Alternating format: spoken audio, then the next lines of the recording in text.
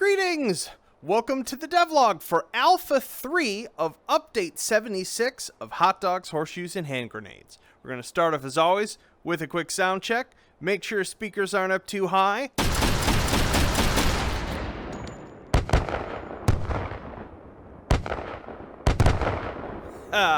Wonderful. So what have we got for you this week? Well, we're over in the Arizona range as we've got a new toy to play with that needed a bit of distance and a little bit of open sky to take best advantage of. Comes in a couple pieces. Let's start with the first piece, courtesy of Patrick. We have, and I know some of you have been waiting for one of these forever, an AK74N in 545 by 39 millimeter. Just look at that beauty right there. Let's take some shots with it. In case you're confused, I do indeed have bullet trails turned on, and you will see why in a moment. Wonderful. But just as exciting, and the main focus of this week's additions is actually something that mounts on the underside. That's right, we have a GP-25 grenade launcher. Oops, I have the wrong one of these spawned in. I've got the Picatinny one. One moment. Boom. There we go. Leave it to me to set up and not check that I actually had the right one of these ready to go. The classic version of this mounts to our AK74N, our AKM, our AKM Modern, and I think and the AK101, and then the Picatinny version of it, which I know is sacrilege, mounts to, well, anything else that has a Picatinny rail. So let's take a close look. This differs from an M203 in a couple ways. For one, it is loaded via the front. It isn't sort of slid open. Let's go ahead and grab ourselves a grenade to test with. So we slide that in there. It has a little ejector here if you want to safely eject and empty it without firing it, like so. We can load in another. This also has a safety, which is on by default, so we need to bring our controller up there, click there. Now it is off of safe. So we can grab our 4 here, take a shot. Boom. Wonderful. So one of the reasons that we're out in this scene right now, and it's also why you can see that I have added some more dueling trees here with some green markers. Those are at 100, 200, and 300 meters from here, respectively, is that the ranging markers on this pretty much work. They're a little fuzzy. It can be quite difficult, getting them perfectly aligned at VR HMD resolutions. By default, they are engaged for close up, but basically if you grab this and click left or right on the touchpad, you will cycle it between its settings, and they basically go close 100 meters, 200, 300 meters, 400 meters, which is super high angle 300 meters, like if you're shooting over a building or something, and then high angle 200 meters. So what we're going to do is we're going to set this to 100, which does fire, I think, by default a little short. And to make sure we know we've hit it, we are going to lay out something to let us know that we are on target. Cool, so let's grab ourselves a Merv Shell. Hop over to teleport. Come here. You will notice that I have altered the collision of these finally, so these should be able to be laid out facing upward. Put one here. Let's see how many tries it takes me to hit one of those with our optic. Let me just make sure. Let's see. This is HEFJ, so this is an airburst. I've got the classic one. loaded here. All right, try not to embarrass yourself while filming, Anton. So the way we line this up is we are looking to align the tip here with our back there. So I'm gonna start about here, and we'll see if we are short or distant when we fire.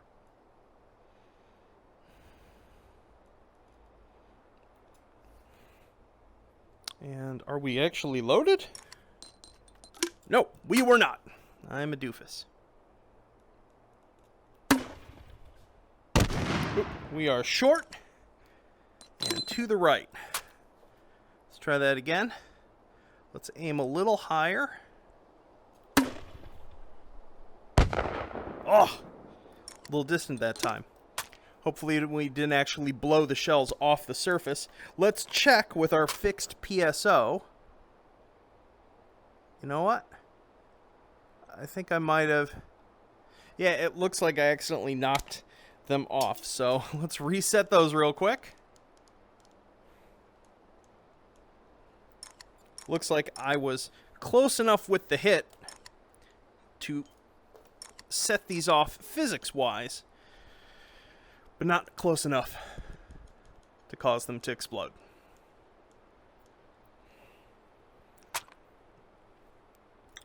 Let's load that if we have... Nope, we are all loaded. Try again.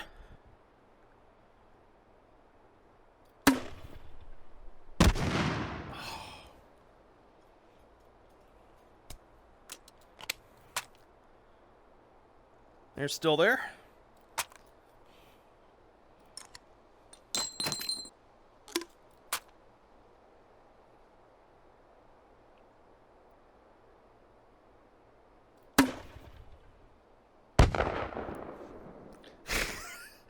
And too far, and I think that was just one of them flying past me. Alright, so we're going to set these darn things up one more time. It would do this to me. Let's just lay them all out around.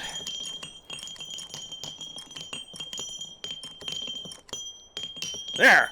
One of these doesn't go off. I swear.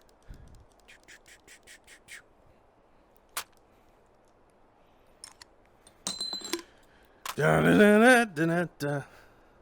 Let's do this. Ha! Oh my goodness!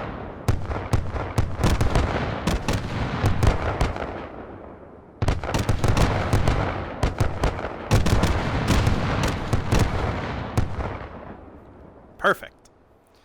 So there you have it. And of course, if we wanted to, say, go up to 200, I won't bother setting up targets, but just so you can see what that arc looks like. Here it is to hit at about 200.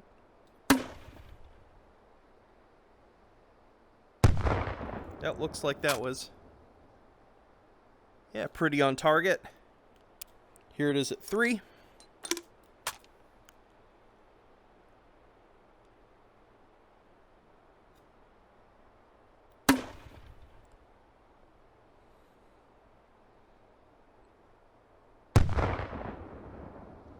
Pretty close, a little short, a little to the right. Becomes harder and harder at that distance. Let's see where that one goes. Short, but pretty centered. Wonderful.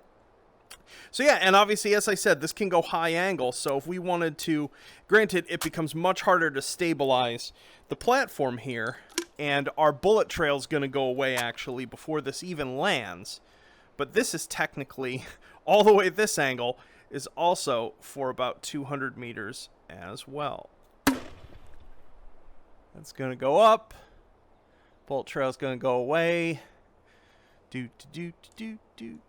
Waiting for it to land.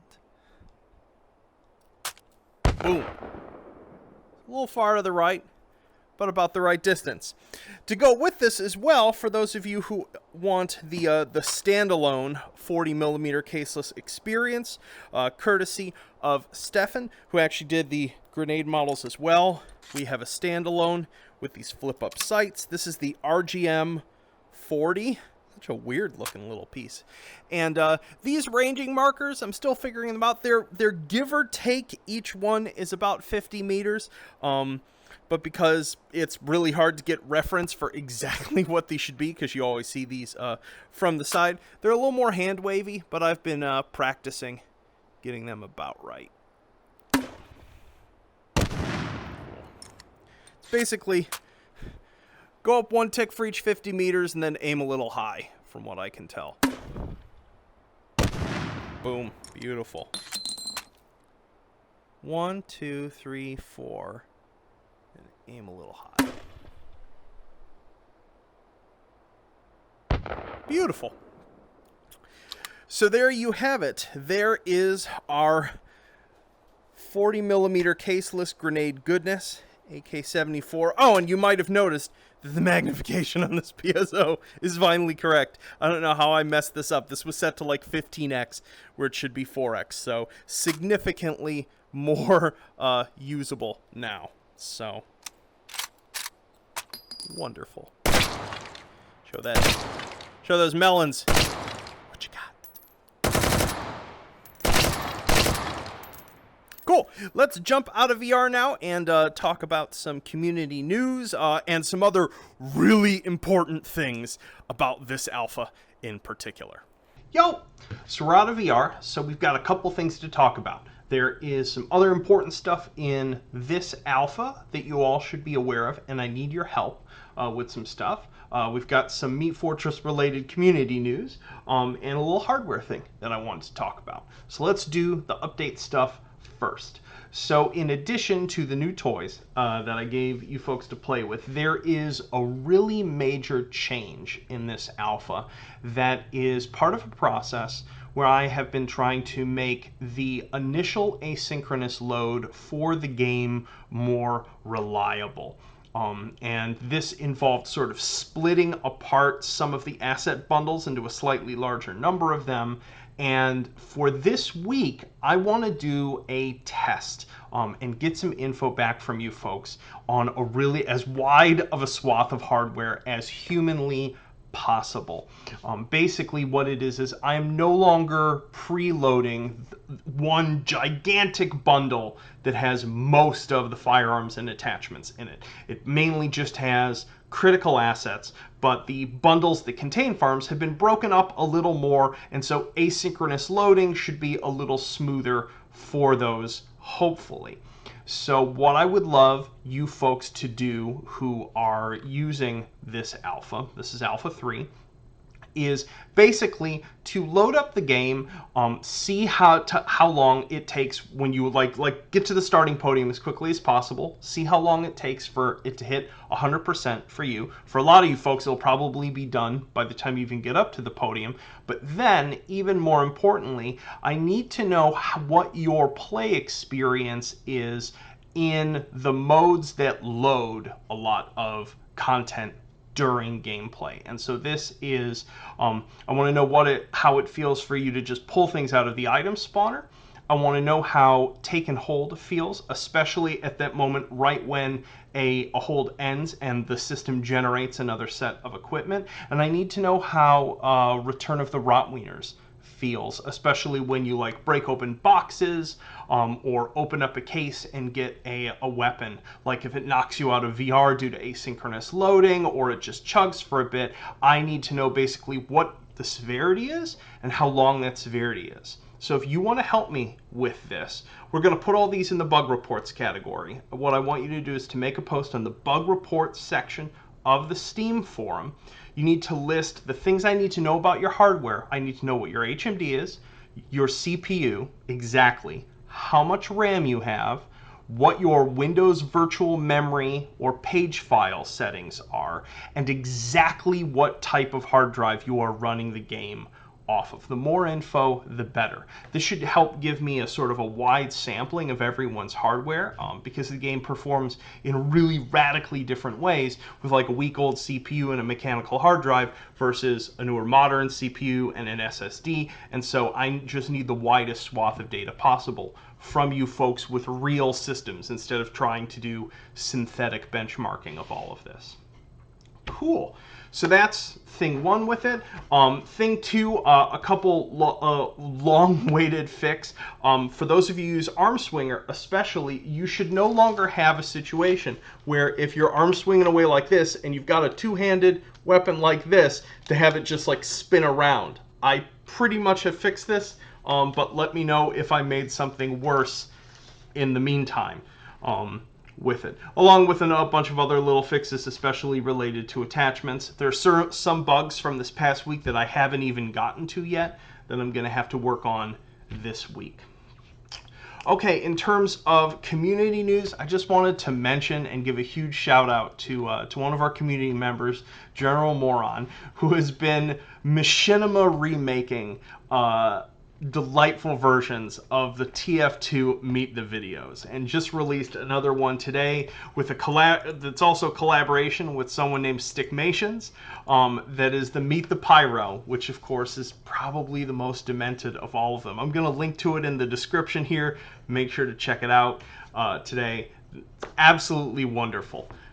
So, but I just wanted as many people to see that as possible. So go watch it. And then the last thing, just a little hardware thing. For one, I get questions pretty much every video now because I swap controllers constantly. Like, oh, why are you using this controller versus that controller? It really just depends on my mood. I did want to mention, because I think Valve had actually released the print file for this, unless I'm mistaken. But there are, and you can get them on Etsy, these risers / attachments that you can get for the index controllers, which I grabbed a pair of just to see what they were like.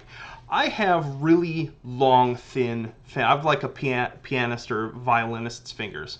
And so I found with the index controllers initially that I was always having to sort of like pull back my fingers for certain buttons. These actually, honestly, there's part of me that's like, these should really ship. With these are great. Thankfully, they're not that expensive.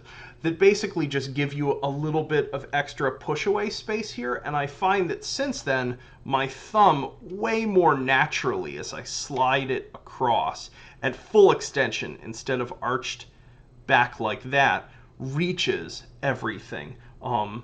These have genuinely improved the experience because of my hand shape. For this. So if you're finding that you feel like no matter how you adjust this, that your fingers are sort of going past the comfortable position, it might be worth this, like 2 or 3 sellers. I'll link to the where I got these off of Etsy from. They come in a bunch of pretty colors, but I really like these. So yeah. So that just about does it. I am hoping that if you folks can get me back enough information in terms of how this loading change has affected things, and things work well, I'll feel comfortable enough next Friday pushing update 76 to main. If, however, there's some gotchas, and I might even do like a midweek push / tweak in terms of how this works. If I'm still having trouble with it, there'll be one more week of alpha before we actually do the final update 76 release. Once this is all set, I've got some Meat Fortress content for you folks. I know all of you medic mains have been waiting to get your healing gun, so that's finally going to be happening. So yeah, so that just about does it for this week. I hope you all have a wonderful weekend playing around with this, and if you can make those posts for me, remember, bug report section of the Steam community forum only, not on the subreddit, not in the YouTube comments. I need them all in one place so it's collated and easy for me to scan. Put in the subject of it like update 76 loading test or loading performance or something like that to separate it from the other posts. Thanks as always for your help in keeping this thing barely held together. Peace.